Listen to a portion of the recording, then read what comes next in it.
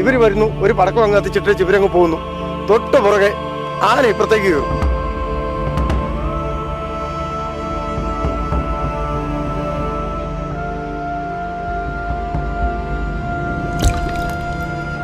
നമ്മൾ ഈ കാണുന്ന വീട്, ഇവിടെ കർഷകർ ഒരു കുടുംബം താമസിച്ചിരുന്നതാണ്. വന്യജീവികളെ പേടിച്ച് ഇവർ ഈ വീട് ഉപേക്ഷിച്ച് പോകേണ്ട ഒരു അവസ്ഥ വന്നിരിക്കുകയാണ്.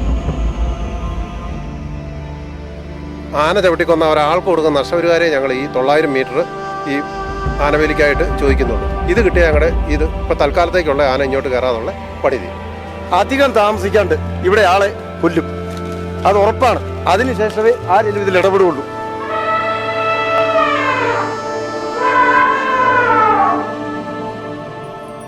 ഏജനറ്റ് പരമ്പര യുദ്ധം. ഞാൻ ആദ്യം പറഞ്ഞതുപോലെ തന്നെ പണ്ടൊക്കെ നാട്ടുരാജ്യങ്ങൾ തമ്മിൽ, ഇപ്പോൾ രാജ്യങ്ങൾ തമ്മിൽ. പക്ഷേ മലയോര കർഷകർ ഇവിടുത്തെ വന്യജീവികളുമായി യുദ്ധം ചെയ്തുകൊണ്ടാണ് ഓരോ ദിവസവും മുന്നോട്ട് പോകുന്നത്.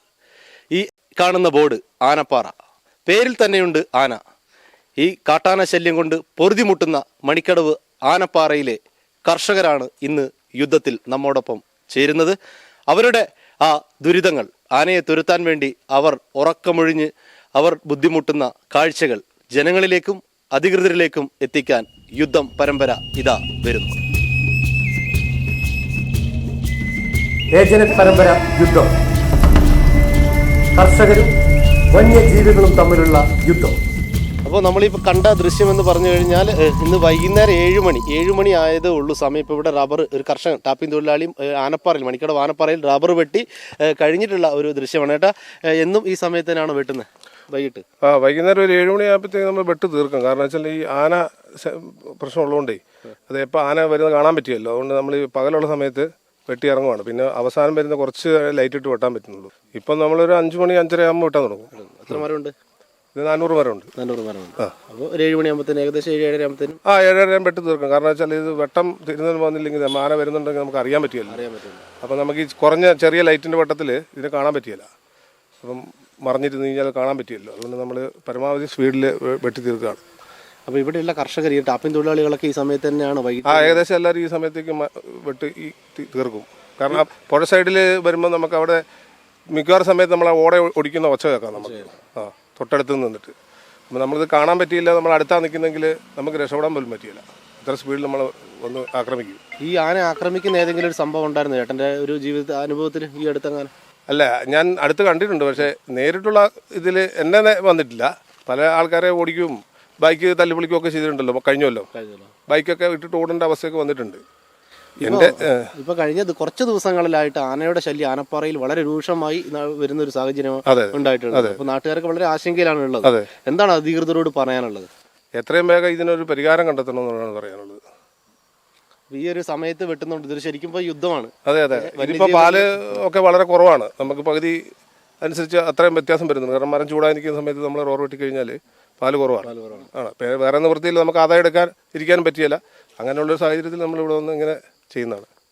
ഇപ്പം ശരിക്കും പറഞ്ഞാൽ വന്യജീവികളുമായിട്ടുള്ള ഒരു യുദ്ധമാണ് നിങ്ങൾ നടത്തിക്കൊണ്ടിരിക്കുന്നത്, മനുഷ്യരും വന്യജീവികളും തമ്മിലുള്ള. ആ യുദ്ധത്തിന്റെ ഒരു പരമ്പരയിലൂടെ നിങ്ങളുടെ ആ ഒരു ആശങ്കകൾ അധികൃതരിലേക്ക് എത്തിക്കാൻ വേണ്ടിയിട്ടാണ് ഞങ്ങൾ ഈ പരമ്പര ഒരുക്കുന്നത്, യുദ്ധം. അപ്പോൾ താങ്ക് യു.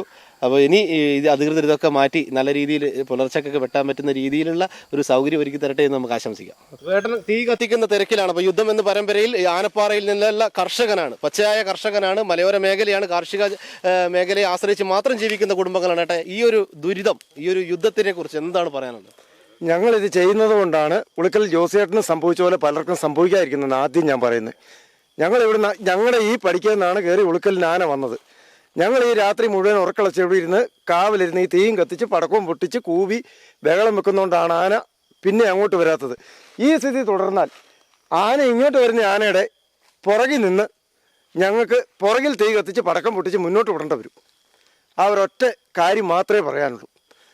ആർക്കെങ്കിലുമൊക്കെ എന്തെങ്കിലും സംഭവിച്ചാൽ മാത്രമേ അധികാരികൾ തിരിഞ്ഞു നോക്കുകയുള്ളൂ. അല്ലാണ്ട് ഞങ്ങളുടെ അടുത്ത് ആരും വരുന്നില്ല. അച്ഛൻ ഏത് സമയവും പാഞ്ഞു വരും, മെമ്പറും വരും, വേറെ ആരും വരുന്നില്ല. വരുന്നവർ ദാർഷ്ട്യം പറഞ്ഞിട്ട് പോവുകയാണ്.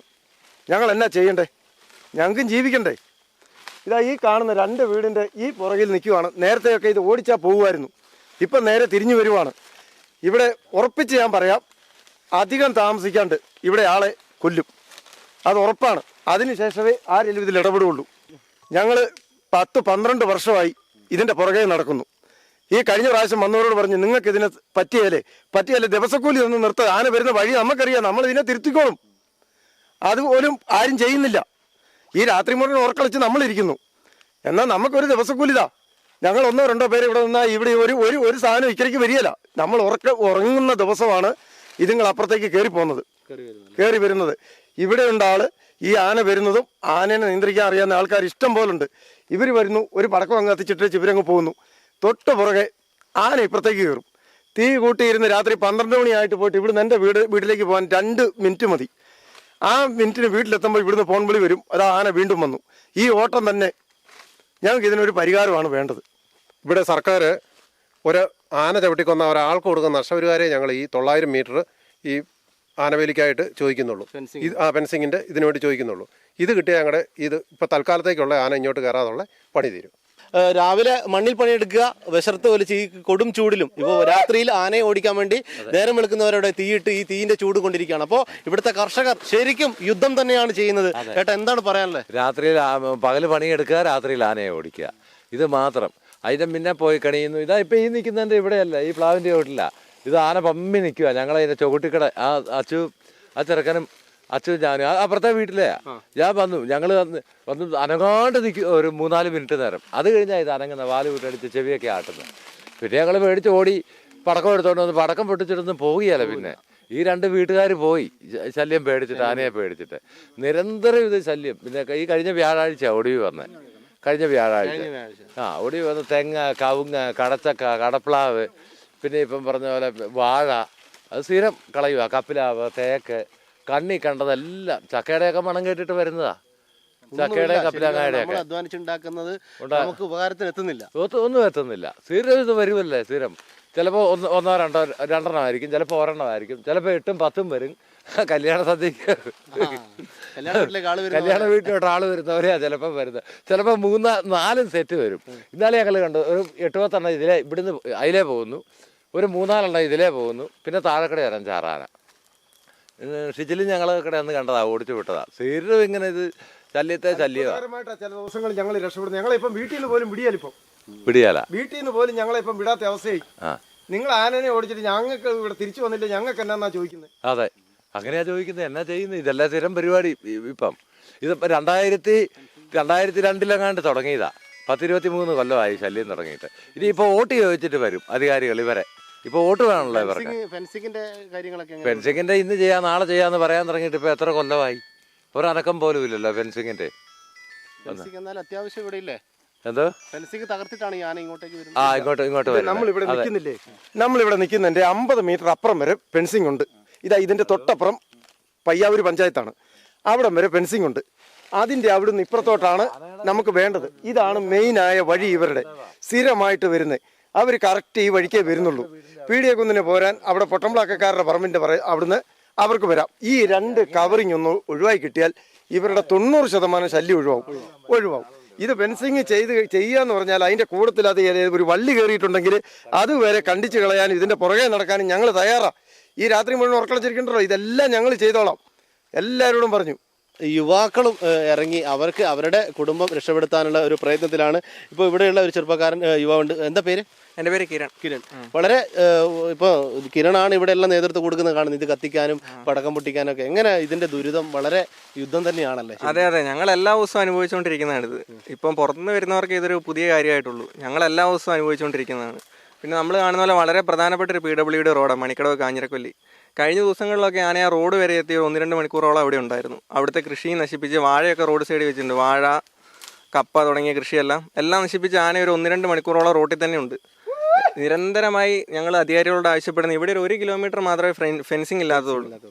പയ്യാവൂർ പഞ്ചായത്തിൻ്റെ അതിർത്തിയാണ് വരുന്നത്. പയ്യാവൂർ പഞ്ചായത്ത് തൊട്ട് ഉളിക്കൽ പഞ്ചായത്തിലേക്ക് കൃത്യം 1 കിലോമീറ്റർ ഉള്ളൂ ഫെൻസിങ്. 1 കിലോമീറ്റർ താഴെ ഉണ്ടാവുള്ളൂ, ഒരു 900 മീറ്റർ. അതിപ്പോൾ 1 കിലോമീറ്റർ ഫെൻസിങ് ചെയ്യാൻ എത്ര ഫണ്ട് വേണമെന്ന് നമുക്ക് എല്ലാവർക്കും അറിയാം.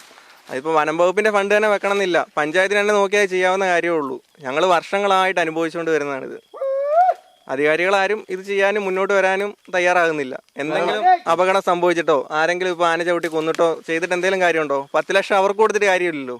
വളരെ തുച്ഛമായ ഒരു 5 ലക്ഷം രൂപയോ ഫണ്ടോ വെച്ച് കഴിഞ്ഞാൽ നമുക്ക് ഈ 1 കിലോമീറ്റർ ഫെൻസിങ് എന്താണെങ്കിലും ചെയ്യാൻ സാധിക്കും. ഓക്കെ, അപ്പോൾ ഒരു യുവ പ്രതിനിധിയാണ് അദ്ദേഹം പറഞ്ഞത് കണ്ടില്ലേ. വളരെ വളരെ ഈ കർഷകർ അനുഭവിക്കുന്ന ദുരിതം ഇവർ വളരെ ചൂണ്ടിക്കാണിക്കുകയാണ്. പടക്കം പൊട്ടിച്ചും തീ കത്തിച്ചും രാവിലെ ഞാൻ പറഞ്ഞതുപോലെ മണ്ണിൽ പണിയെടുത്ത് വിശർത്തൊലിച്ച് കൊടും ചൂടാണ്, 40 മേലെ ഈ ചൂടുള്ള ഈ ഒരു സമയത്ത് മാർച്ച് മാസത്തിൽ രാവിലെ പറമ്പിൽ പണിയെടുത്ത് വൈകുന്നേരം ഈ ഇതേപോലെ തീയിട്ട് അതിൻ്റെ ചൂടും അടിച്ച് ഒരു തുള്ളി ഒരു ദിവസം പോലും 24 മണിക്കൂറിൽ ഉറങ്ങാതെ അവരവരുടെ കുടുംബം രക്ഷിക്കാനുള്ള ഒരു പ്രയത്നത്തിലാണ് ഈ ആനപ്പാറയിലെ ഈ കുടുംബങ്ങളുള്ളത്. ഇങ്ങനെ കേരളത്തിലെ ഉടനീളം മലയോര മേഖലയിലെ കാർഷിക മേഖലയിൽ ജനങ്ങൾ അനുഭവിക്കുന്ന ഒരു ദുരിതമാണ് ഇപ്പോൾ ഏജനറ്റ് പരമ്പര യുദ്ധം. വന്യജീവികളും മനുഷ്യരും തമ്മിൽ ഇവരുടെ വിജയം ആർക്കായിരിക്കും എന്നുള്ളതാണ് ഇനി നമ്മൾ നോക്കിയിരുന്ന് കാണേണ്ടത്. ഇപ്പോൾ നമ്മോടൊപ്പം മണിക്കടവിലെ പയസച്ചൻ ഇപ്പോൾ നമ്മോടൊപ്പം ചേരുന്നുണ്ട്.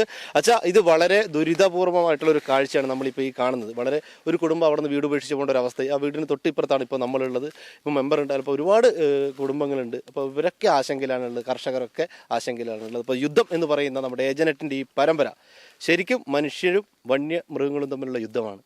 അച്ഛൻ എന്താണ് പറയാനുള്ളത് ഇതിനെക്കുറിച്ച്? മലയോരത്തിൻ്റെ ഒരു വലിയ ശബ്ദമാണ് ഏജനറ്റ് എന്ന് നമുക്കെല്ലാവർക്കും അറിയാം. നിങ്ങൾ ഞങ്ങൾക്ക് നൽകുന്ന വലിയ പിന്തുണയ്ക്ക് ഞാൻ ഹൃദയപൂർവ്വമായ ഈ നാടിൻ്റെ നന്ദി ആദ്യമേ തന്നെ പങ്കുവയ്ക്കുകയാണ്. നമുക്കെല്ലാവർക്കും അറിയാവുന്ന പോലെ ഈ ആനപ്പാറ പ്രദേശം, ഈ മണിക്കടവ് പ്രദേശം നമ്മുടെ ഈ കേരള ഫോറസ്റ്റും കർണാടക ഫോറസ്റ്റും അതിർത്തി പങ്കുവയ്ക്കുന്ന ഒരു സ്ഥലമാണ്. ഇവിടെ ഈ പ്രദേശത്ത് തന്നെ ഞാൻ മണിക്കടവ് ഫൊറോന പള്ളിയുടെ വികാരിയച്ഛനാണ്. അവിടെ എൻ്റെ കീഴിൽ തന്നെ ക്രൈസ്തവ കുടുംബങ്ങൾ 2500ഓളം കുടുംബങ്ങളുണ്ട്. അക്രൈസ്തവ സഹോദരങ്ങൾ അതിലേറെയുമുണ്ട്. നമ്മുടെ പയ്യൂർ പഞ്ചായത്തും ഉളിക്കൽ ഗ്രാമപഞ്ചായത്തും അതിർത്തി പങ്കുവയ്ക്കുന്ന ഒരിടം കൂടിയാണ് ഇവിടെ. ഈ സ്ഥലത്ത് നിന്ന് നമ്മുടെ മണിക്കടവുമായി ബന്ധപ്പെട്ട് ഉളിക്കൽ ഗ്രാമപഞ്ചായത്തിൻ്റെ ഏറ്റവും വലിയ ഒരു പ്രദേശം, ഒരു ഗ്രാമം എന്ന് പറയുന്നത്, അല്ലെങ്കിൽ പട്ടണം എന്ന് പറയുന്നത് മണിക്കടവാണ്.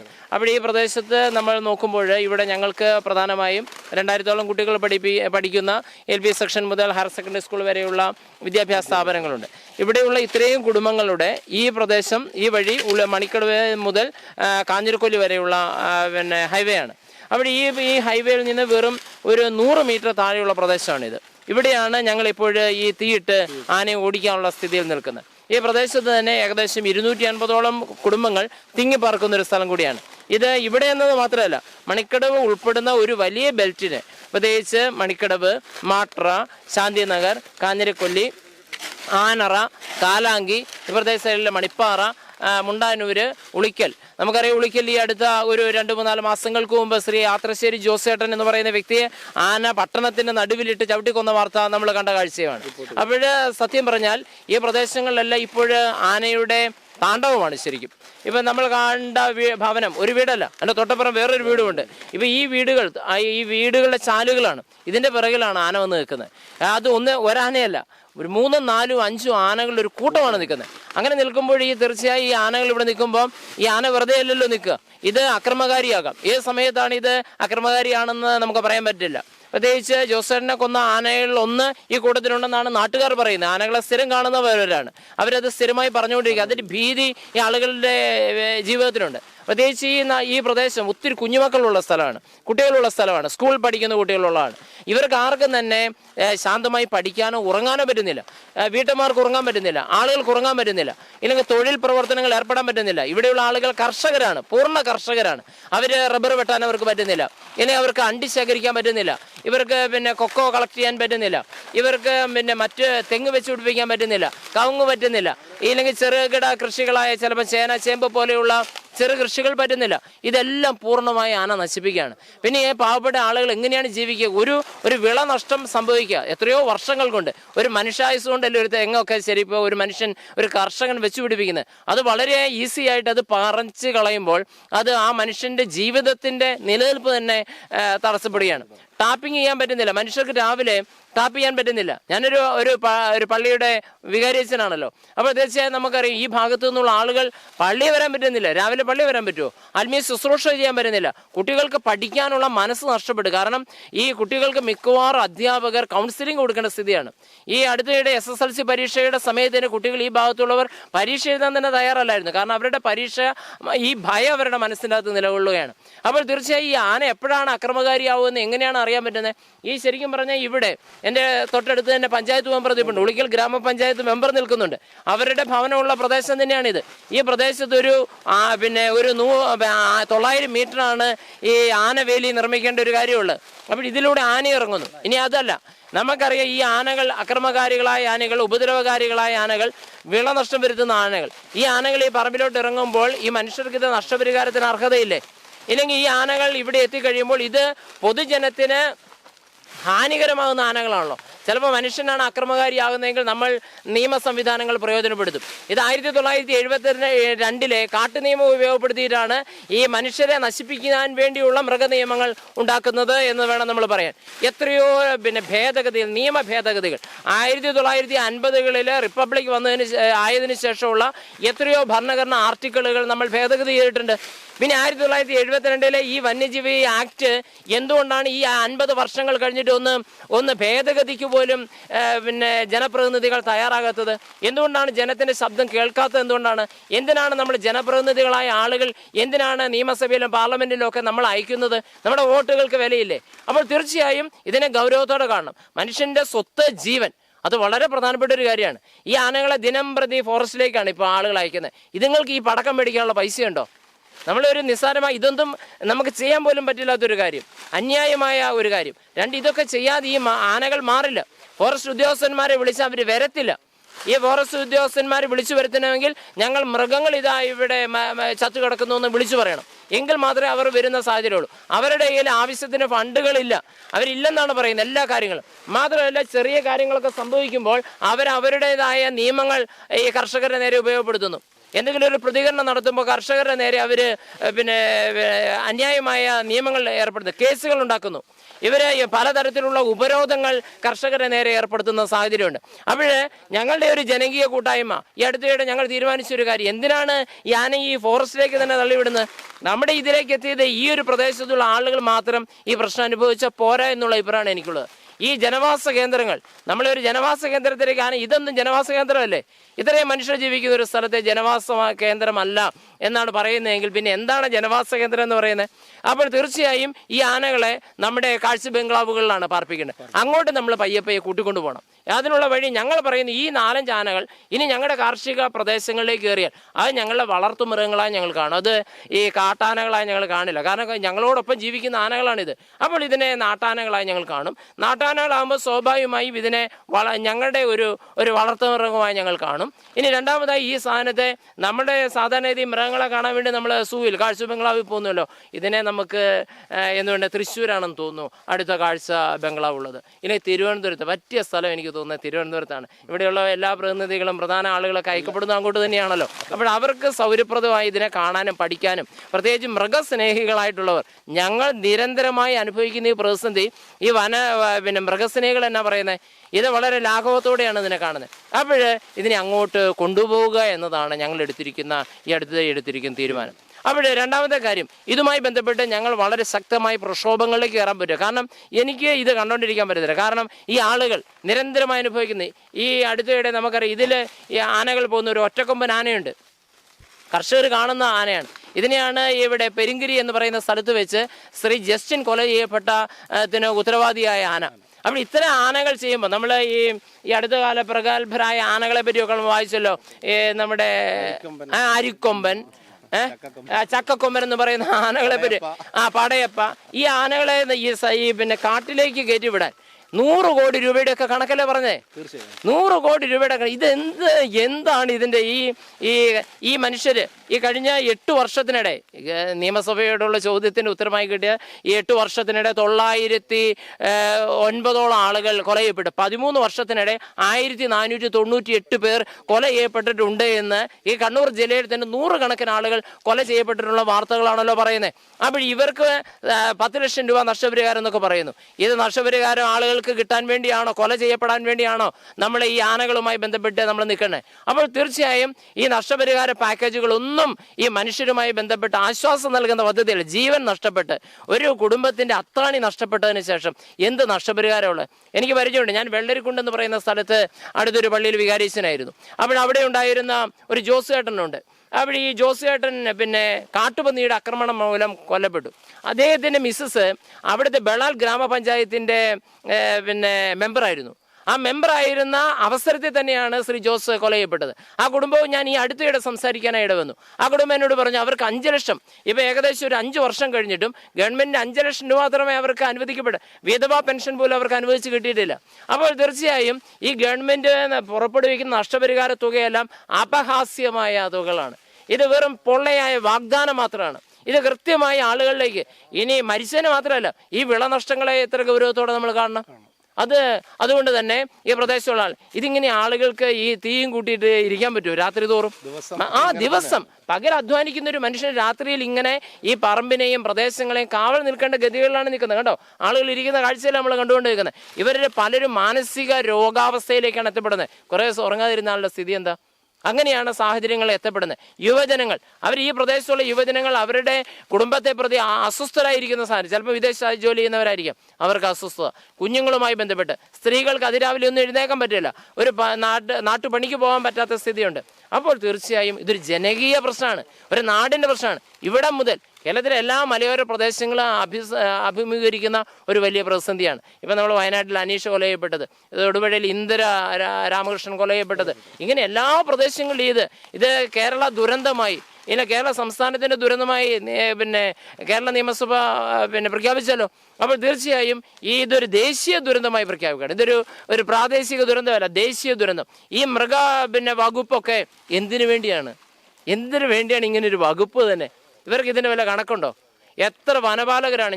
ഞങ്ങൾ ഈ അടുത്തിടെ തന്നെ എത്ര വനപാലകരാണ് ഈ പാവപ്പെട്ട കൃഷിക്കാരെ ഇവർ ഈ മൃഗങ്ങളെ ആക്രമിക്കുന്നുണ്ടോ എന്ന് നോക്കാൻ വേണ്ടി ഈ ജീപ്പുകളുടെ ഒരു കൂട്ടം പാവപ്പെട്ട മനുഷ്യരെ ഭീതിപ്പെടുത്താൻ വേണ്ടി ഈ വനം വകുപ്പിൻ്റെ ഉദ്യോഗസ്ഥന്മാരുടെ കാക്കിപ്പട ഇത് മുഴുവൻ ഇവിടെ നിൽക്കുമല്ലേ? അപ്പോൾ ഈ പാവപ്പെട്ട മനുഷ്യർ എന്താ ചെയ്യുന്നത്? അപ്പോൾ തീർച്ചയായും ഇതിന് ഒരു ഗവൺമെൻറ്, പ്രാദേശിക ഭരണകൂടങ്ങൾക്ക് സാമ്പത്തിക പരിമിതികളുണ്ട്. അപ്പോൾ ശക്തമായ ഗവൺമെൻറ്റിന് ടാക്സുകൾ കിട്ടുന്ന നമ്മൾ തീർച്ചയായും കേരള ഗവൺമെൻറ് വനം വകുപ്പ് അതിനുള്ള സത്വരമായ നടപടികൾ കൈക്കൊള്ളണമെന്നാണ് ഞങ്ങൾക്ക് ആവശ്യപ്പെടാനുള്ളൊരു കാര്യം. ഇല്ലെങ്കിൽ ഞങ്ങളുടെ നിലനിൽപ്പിനെ പ്രതി പ്രക്ഷോഭ പരിപാടികൾ ഞങ്ങൾക്ക് സംഘടിപ്പിക്കേണ്ടതായി വരും. പിന്നെ ഞങ്ങൾ ഈ ജനങ്ങളെ, നമ്മുടെ ജനപ്രതിനിധികളെയൊക്കെ നമ്മൾ തിരഞ്ഞെടുക്കുന്നുവല്ലോ, വോട്ടിൻ്റെ പശ്ചാത്തലത്തിലേ, നമ്മുടെ ഇലക്ഷൻ്റെ പശ്ചാത്തലത്തിലേ നമ്മൾ നിൽക്കുന്നത്. ഞങ്ങൾ ആ കാര്യത്തെപ്പറ്റി കൂടുതൽ ഗൗരവമായി ചിന്തിച്ചുകൊണ്ടിരിക്കുന്ന സമയം കൂടിയാണ്. അപ്പോൾ നിങ്ങളുടെ ഈ ജനങ്ങളിലേക്ക് അറിയിക്കാനുള്ള ഈ പ്രചരണ പരിപാടി, യുദ്ധം എന്ന് പറയുന്ന ഈ പ്രചരണ പരിപാടിക്ക് ഞങ്ങളോട് കാണിച്ച ഈ സ്നേഹത്തെ പ്രതി നാട്ടുകാരുടെ കൂട്ടായ്മയുടെ പേരിലുള്ള പ്രത്യേകമായി നന്ദി, കടപ്പാട്, സ്നേഹവും ഞാൻ നിങ്ങളെ പ്രത്യേകമായി ജനേറ്റിനെ അറിയിക്കുന്നു. ഓക്കെ, താങ്ക് യു അച്ഛാ.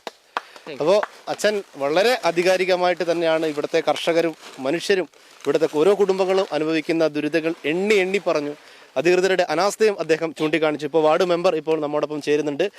അപ്പോൾ മെമ്പറോട് തന്നെ ചോദിക്കാം. മെമ്പർ, ഇവിടെ ആന ദിനംപ്രതി ഇറങ്ങുമ്പോൾ ഉറക്കമൊഴിഞ്ഞ് രാത്രി 1 മണിയായാലും 2 മണിയായാലും ഈ പ്രദേശത്തെ ജനങ്ങളോടൊപ്പം എപ്പോഴും ഉള്ള ഒരു മെമ്പറാണ്. അപ്പം മെമ്പർക്ക് ഒരുപാട് കാര്യങ്ങൾ പറയാനുണ്ട്. മെമ്പറെ, ഇവിടുത്തെ കർഷകർ ഇവിടുത്തെ ജനങ്ങൾ അനുഭവിക്കുന്ന ദുരിതങ്ങൾ എങ്ങനെയൊന്ന് പറയും? അതായത് ഇവിടെ ആനപ്പാറ, ഉളിക്കൽ ഗ്രാമപഞ്ചായത്തിലെ ആനപ്പാറ എന്ന പ്രദേശത്ത് 1 കിലോമീറ്റർ പ്രദേശത്ത് യാതൊരു ഫെൻസിങ്ങുമില്ല. അതാണ് ഇവിടുത്തെ ദുരന്തം എന്ന് പറയുന്നത്. അപ്പോൾ എല്ലാ പ്രദേശത്തും ആറളത്ത് നിന്നൊക്കെ നമുക്കറിയാം ആനയെ നാട്ടിൽ നിന്നും ഇറക്കി വിട്ട് കാട്ടിലോട്ട് കയറ്റി വിടുന്നു. ആ ആറളത്ത് നിന്ന് ഇറക്കി വിട്ട ആനകളടക്കം ഈ ആനപ്പാറ പ്രദേശത്ത്, അതുപോലെ പയ്യാവൂർ പഞ്ചായത്തിലെ ഫെൻസിങ് വന്നു. അപ്പോൾ ആ പ്രദേശത്തുണ്ടായിരുന്ന ആനകളെയൊക്കെ കാട്ടിലേക്ക് കയറ്റി അയച്ചാണ്. ആ ആനകളെല്ലാം നമ്മുടെ ഈ ആനപ്പാറ എന്ന പ്രദേശത്തോടെ, ഈ 1 കിലോമീറ്റർ വരുന്ന പ്രദേശത്തോടെ ഇറങ്ങി ഇവിടുത്തെ കർഷകരായ സാധാരണക്കാരായ കർഷകരാണ് 24 മണിക്കൂറും കഠിനാധ്വാനം ചെയ്ത് കാർഷിക വിളകൾ വെച്ച് പിടിപ്പിക്കുമ്പോൾ അതിൻ്റെ ഒരു ആദായം എന്താണ്? ഒന്നും പോരാ. നമുക്കറിയാം ഇപ്പോൾ കശുവണ്ടീൻ്റെ സീസണാണ്. ഒരു കശുവണ്ടി പെറുക്കിയെടുക്കാൻ ആന വരുന്നു, കശുമാവ് മൊത്തം കുലുക്കി പറിച്ചിട്ടാണ്, ഒരു പിഞ്ചണ്ടി പോലുമുള്ളത് വലിച്ചു പറിച്ചിട്ടിട്ടാണ് അവർ ആന തിന്നിട്ട് പോകുന്നത്. അപ്പോൾ ഈ മനുഷ്യരെ, ഈ സാധാരണക്കാരായ കർഷകൻ എങ്ങനെയാണ് ജീവിക്കേണ്ടത്?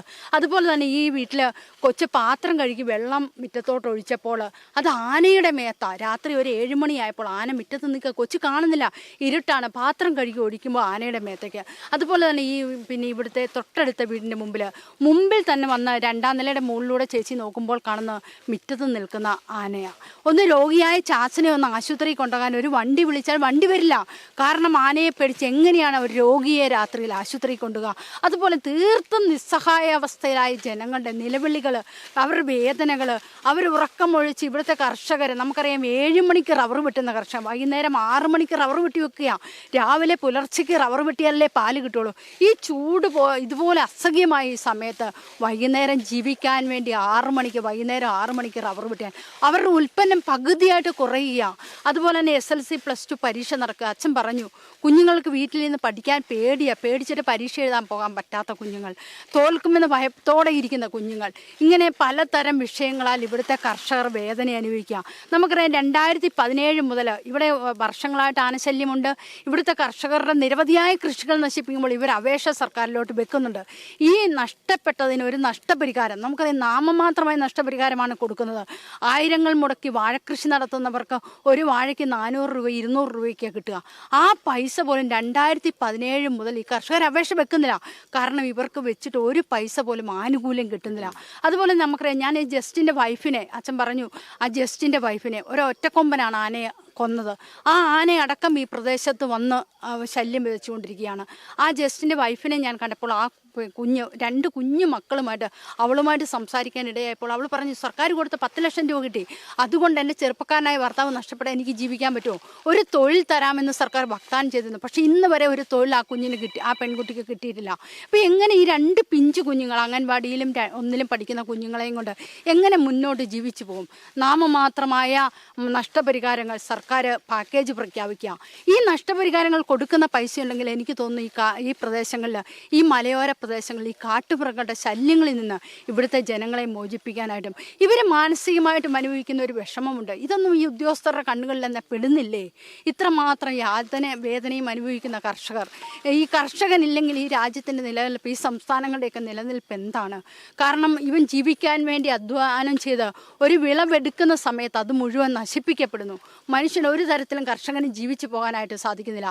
അച്ഛൻ പറഞ്ഞാൽ ഇത് ഒരു വോട്ടെടുപ്പിൻ്റെ സമയമാണ്. ഇവിടുത്തെ കർഷകരായ സഹോദരങ്ങളൊക്കെ ഒന്ന് ചിന്തിച്ചതിന് ശേഷം മാത്രം നമ്മുടെ മുമ്പിൽ വരുന്ന ആരെ തിരഞ്ഞെടുത്താൽ ഞങ്ങൾക്ക് ഞങ്ങളുടെ അവകാശങ്ങൾ, ഞങ്ങളുടെ ജീവനും സ്വത്തിനും സംരക്ഷണം നൽകാൻ ആർക്ക് കഴിയും എന്ന് ചിന്തിക്കേണ്ട സമയം അതിക്രമിച്ചിരിക്കുന്നു. നമുക്ക് കൃത്യമായ നഷ്ടപരിഹാരങ്ങൾ, അല്ലെങ്കിൽ നമ്മുടെ പ്രദേശങ്ങളിലേക്ക്, നമ്മുടെ പ്രദേശം ആനകൾക്കും അല്ലെ വന്യമൃഗങ്ങൾക്ക് ജീവിക്കാൻ കാട്ടിൽ സൗകര്യമൊരുക്കുക. മനുഷ്യന് സ്വസ്ഥമായി ജീവിക്കാനുള്ള അവകാശം, അവൻ്റെ പറമ്പുകൾ, അവൻ നികുതി അടയ്ക്കുന്ന സ്ഥലമാണ് ഈ കാണുന്നത്. അവന് നികുതി അടച്ചിട്ട് ആ വീട്ടിൽ സമാധാനമായിട്ട് രാത്രി കിടന്ന് ഉറങ്ങാൻ കഴിയുന്നില്ലെങ്കിൽ, ആ വീടിനുള്ളിൽ പോലും സമാധാനത്തോടെ ഒരു രാത്രി ഉറങ്ങാൻ കഴിയുന്നില്ലെങ്കിൽ എങ്ങനെയാണ് ഈ കേരളത്തിൽ, ഈ നമ്മുടെ നാട്ടിൽ ജീവിക്കാനായിട്ട് സാധിക്കുക? നമ്മുടെ ഈ പ്രദേശത്തു നിന്നാണ് ഇറങ്ങിയ ആന ഇത്രയും 13.5 കിലോമീറ്ററോളം കടന്നുപോയി ഉളിക്കൽ വരെ എത്തിയത്. ഒരാളെ ചവിട്ടി കൊന്നു. എന്നിട്ട് പോലും ഉദ്യോഗസ്ഥരുടെ തലത്തിൽ നിന്ന് നമുക്ക് അനുകൂലമായ തീരുമാനങ്ങൾ എടുക്കുന്നതല്ലാതെ നടപ്പിലാക്കാൻ കെൽപ്പില്ലാത്ത ഉദ്യോഗസ്ഥരാണ് നമ്മുടെ ശാപം, നമ്മുടെ നാടിൻ്റെ ശാപം എന്ന് പറയുന്നത്. നമുക്കറിയാം ഈ 1 കിലോമീറ്ററിന് ടെൻഡറായി എന്ന് പറയുന്നുണ്ട്. 7 പ്രാവശ്യം ടെൻഡർ വെച്ചു എന്നൊക്കെയാണ് ഇപ്പോൾ ഞാൻ മനസ്സിലാക്കാനായിട്ട് സാധിക്കുന്നത്. ഒരു 3 പ്രാവശ്യം കണ്ട് ഞങ്ങൾ അറിഞ്ഞു. പക്ഷെ നമ്മളിപ്പോൾ ഏതായാലും ഒരാളെ കൊണ്ട് ടെൻഡർ എടുപ്പിച്ചു. ഇപ്പോഴും അവർ ഇലക്ഷൻ്റെ നൂലാമാലകൾ പറഞ്ഞ് അത് നീട്ടിക്കൊണ്ടിരിക്കുകയാണ്. ഈ ഉദ്യോഗസ്ഥർ ചെയ്യേണ്ട കാര്യങ്ങൾ സമയത്ത് ചെയ്താൽ, അല്ലെങ്കിൽ അത് ചെയ്യേണ്ട സാഹചര്യങ്ങളിൽ ചെയ്താൽ നമുക്കിവിടെ മനുഷ്യൻ്റെ ജീവനാണ് നമ്മൾ സംരക്ഷണം നൽകുന്നത്. അപ്പോൾ ഉദ്യോഗസ്ഥർ നടപ്പിലാക്കേണ്ട ഫയലുകൾ തീർപ്പാക്കാൻ നമുക്കൊരു ചുമതലയുണ്ട്. ഇതുപോലെ വർഷങ്ങളായി ജനങ്ങൾ ഉറക്കം കെടുത്തി പടക്കം പൊട്ടിച്ചും. ഇപ്പോൾ ആനയെ അറിയാം, പടക്കം പൊട്ടിച്ചാൽ പോലും തിരിഞ്ഞു പോകില്ല. പടക്കം പൊട്ടിക്കുന്ന ഒച്ചയാണ്. കാരണം കർണാടക ഫോറസ്റ്റ് വെറും 100 മീറ്റർ മാത്രം ദൂരമേ ഉള്ളൂ. ആ പ്രദേശത്താണ് മനുഷ്യന് ജീവിക്കാനായിട്ട് എല്ലാ സൗകര്യങ്ങളും, നല്ല റോഡുണ്ട്. ഇവിടെ 2 വീട്ടുകാർ ഈ നാടേ ഉപേക്ഷിച്ച് പോയി. ഇനി മനുഷ്യൻ എങ്ങനെ ജീവിക്കും? അവനൊരു ആദായം എടുത്ത് ജീവിക്കാനായിട്ട് സാധിക്കുന്നില്ല. എന്നാൽ ഇതിൻ്റെ ഒരു നഷ്ടപരിഹാരം സർക്കാർ പ്രഖ്യാപിക്കണം, അതും പ്രഖ്യാപിക്കുന്നില്ല. ഈ മനുഷ്യൻ എങ്ങനെയാണ് ജീവിച്ചു പോവുക? അപ്പോൾ തീർച്ചയായിട്ടും ഇങ്ങനെ വന്യമൃഗങ്ങളും മനുഷ്യനും തമ്മിലൊരു യഥാർത്ഥമായ യുദ്ധമാണ്. പക്ഷേ ഇവിടെ മനുഷ്യനാണോ സർക്കാർ വില കൊടുക്കേണ്ടത്, അതോ മൃഗത്തിനാണോ? എനിക്ക് തോന്നുന്നു ഇവിടെ മൃഗത്തിനാണ് വില. ഒരു പന്നിയെ കൊന്ന് കറി വെച്ചാൽ അവൻ്റെ വീട്ടിലെ ചട്ടിയെടുക്കാൻ, അല്ലെങ്കിൽ അതൊന്നും അവരറിഞ്ഞാൽ ഓടിയെത്താൻ ഒത്തിരി ഉദ്യോഗസ്ഥരുണ്ട്. പക്ഷേ നമുക്കറിയാം ഇവിടെ നമുക്ക് ഉദ്യോഗസ്ഥരുടെ ഫോറസ്റ്റ് ഡിപ്പാർട്ട്മെൻറ്റിൻ്റെ കയ്യിൽ നിന്നും മേലുദ്യോഗസ്ഥരുടെ കയ്യിൽ നിന്നാണ് നമുക്ക് നിയമങ്ങൾ നടപ്പിലാക്കേണ്ടത്, അല്ലെങ്കിൽ അവരുടെ തീരുമാനങ്ങൾ നടപ്പിലാക്കേണ്ടത്. സാധാരണക്കാരായ ഫോറസ്റ്റ് ഉദ്യോഗസ്ഥർ ഇവർ വിളിച്ചാൽ അവരിവിടെ വരും, നമ്മുടെ കൂടെ ആനയെ ഓടിക്കാനൊക്കെ സഹായിക്കും. പക്ഷേ നമ്മുടെ പേപ്പർ വർക്കുകൾ ചെയ്യുന്ന DFO മുതലുള്ള ഉന്നത ഉദ്യോഗസ്ഥരാണ് ഇതിൻ്റെ കാര്യങ്ങൾ ചെയ്യേണ്ടത്. നമുക്ക് എന്തെങ്കിലും നൂലാമാലകൾ, ഏതെങ്കിലും ഫയലുകളിൽ തീർപ്പ് കൽപ്പിക്കാനുണ്ടെങ്കിൽ അവരാണ് തീർപ്പാക്കേണ്ടത്, അല്ലാതെ സാധാരണക്കാരായ ജനങ്ങളല്ല അത് തീർപ്പാക്കേണ്ടത്. അപ്പോൾ തീർച്ചയായിട്ടും സാധാരണക്കാരായ ഉദ്യോഗസ്ഥരെ ഞങ്ങളെ സഹായിക്കുന്നില്ലെന്ന് പറയുന്നില്ല. സാധാരണക്കാരായ ഫോറസ്റ്റ് ഉദ്യോഗസ്ഥരുടെയൊക്കെ ഭാഗത്തുനിന്ന് നമുക്കെല്ലാം അവർ രാത്രിയിൽ ഉറക്കം വിളിച്ച് ഞങ്ങളെപ്പോലെ തന്നെ ഞങ്ങളുടെ കൂടെ ആനയെ ഓടിക്കാനൊക്കെ വരുന്നുണ്ട്. പക്ഷേ മേലുദ്യോഗസ്ഥരിൽ നിന്ന് ഞങ്ങൾക്ക് വേണ്ട സഹകരണം കിട്ടുന്നില്ല. നമ്മുടെ സംസ്ഥാനത്തെ ജനങ്ങളുടെ ജീവന് ഒരു വിലയും അവർ കൊടുക്കുന്നില്ല. അവർ AC-യുടെ അടിയിലിരുന്ന് അവർ സുഖമായി വിശ്രമിക്കുകയാണ്. നമ്മുടെ ഫയലുകൾക്കൊരു തീർപ്പ് കൽപ്പിച്ച് യഥാസമയം തീരുമാനങ്ങൾ എടുത്താൽ 2 വർഷത്തിലധികമായി ഇവിടെ ഒരു ഫെൻസിങ്ങിന് വേണ്ടി ഞങ്ങൾ ഒച്ചപ്പാടുണ്ടാക്കിക്കൊണ്ടിരിക്കുന്നു. ഇന്ന് വരെ അത് നടപ്പിലായില്ല എന്ന് പറയുമ്പോൾ ഈ ഉദ്യോഗസ്ഥർ എന്താണ് ചെയ്യുന്നത്? ഇവിടുത്തെ ജനങ്ങൾക്ക് വേണ്ടി ഏത് സർക്കാരാണ് സംസാരിക്കുന്നത്? അതൊക്കെ തീരുമാനിക്കാൻ തീർച്ചയായിട്ടും ഈ ആനപ്പാറയുള്ള പ്രദേശങ്ങൾ, മലയോര പ്രദേശത്തെ ജനങ്ങൾ അവരുടെ വോട്ട് എങ്ങനെ വിവേകത്തോടെ ആർക്ക് ചെയ്യണമെന്ന് തീരുമാനിക്കേണ്ട സമയമാണ്. തീർച്ചയായിട്ടും ആ വോട്ട് വിലയേറിയതാണ്. തീർച്ചയായിട്ടും നിങ്ങളുടെ ഈ രാത്രി സമയങ്ങളിൽ ആനയെ ഓടിക്കാൻ ഞങ്ങളോടൊപ്പം, മനുഷ്യനും മൃഗങ്ങളും തമ്മിലുള്ള പൊരിഞ്ഞ യുദ്ധത്തിൽ മനുഷ്യന് ഒരു വിലയുമില്ല എന്ന് സർക്കാർ നിശ്ചയിക്കുന്ന ഈ സമയത്തിൽ ഏജനെറ്റിൻ്റെ യുദ്ധം എന്ന പരമ്പരയിലൂടെ ഞങ്ങളുടെ പ്രശ്നങ്ങൾ അധികാരികളുടെ ശ്രദ്ധയിൽ ഒരു പിടിയെങ്കിലും പെടുവാൻ ഇടയായിട്ടുണ്ടെങ്കിൽ ഏജനെറ്റിനുള്ള നന്ദി അറിയിച്ചുകൊണ്ട്, എല്ലാവിധ നന്ദിയും അറിയിച്ചുകൊണ്ട്, ഇത് ഏജനെറ്റ് ഒത്തിരി വളരട്ടെ എന്ന് പ്രാർത്ഥിച്ചുകൊണ്ട്. ഓക്കെ. ഇപ്പോൾ നമ്മുടെ വികാരി അച്ഛൻ സംസാരിച്ചു, മെമ്പർ സംസാരിച്ചു. ഇപ്പോൾ നമ്മൾക്ക് കാണാം കർഷകർ ഇവിടുന്ന് തീ കത്തിച്ച് ഇവിടുന്ന് ആനയെ ഓടിക്കാനുള്ള തീയൊക്കെ കത്തിച്ചുള്ളതാണ്. അപ്പോൾ കർഷകരും വന്യമൃഗങ്ങളുമാണ് യഥാർത്ഥത്തിൽ ഇവിടെ യുദ്ധം നടക്കുന്നത്. അപ്പോൾ കർഷകരോട് തന്നെ നോക്കാം. നമുക്ക് ഇവരുടെ ആ കൂവി വിളിയൊക്കെ നമുക്ക് കേൾക്കാം. ഇവർ തീ കത്തിച്ചുകൊണ്ടിരിക്കുകയാണ്. മണിക്കൂറുകളായി ഇപ്പോൾ ഇവർ തീ കത്തിച്ചുകൊണ്ടിരിക്കുകയാണ്. അപ്പോൾ ജീവൻ മരണ പോരാട്ടം തന്നെയാണ്. യുദ്ധം എന്ന് പറഞ്ഞാൽ ജീവൻ മരണ പോരാട്ടം തന്നെയാണ്. അപ്പോൾ ഈ യുദ്ധത്തിൽ ആര് ജയിക്കും എന്നുള്ള ഒരു പ്രതീക്ഷയുണ്ട്. പക്ഷേ ഇത് കാണുന്ന ജനങ്ങളും അധികൃതരും ചിന്തിക്കേണ്ടത് മനുഷ്യജീവനാണ് ഏറ്റവും കൂടുതൽ വില എന്നുള്ളതാണ്. അപ്പോൾ നമ്മൾ കേട്ടത് മണിക്കടവ് ആനപ്പാറയിലെ കുടുംബങ്ങൾ അനുഭവിക്കുന്ന ദുരിതങ്ങളാണ്. ശരിക്കും ഏജനെറ്റ് പരമ്പര യുദ്ധം, വന്യമൃഗങ്ങളും മനുഷ്യരും തമ്മിൽ, മനുഷ്യന് വിലയില്ലാത്ത ഈ ഒരു കാലഘട്ടത്തിൽ മനുഷ്യൻ്റെ വില എന്താണെന്ന് കാണിച്ചു കൊടുക്കുവാൻ ഏജനെറ്റ് ഒരുക്കിയ ഈ പരമ്പരയിൽ മണിക്കടവിൽ വന്യമൃഗങ്ങളുമായി യുദ്ധം ചെയ്യുന്ന ഒരു കൂട്ടം ആൾക്കാരാണ് ഇവർ മാത്രമല്ല, ഇനിയും ഇവരെ പോലെ 100 കണക്കിന് കർഷകർ ഇവിടെയുണ്ട്.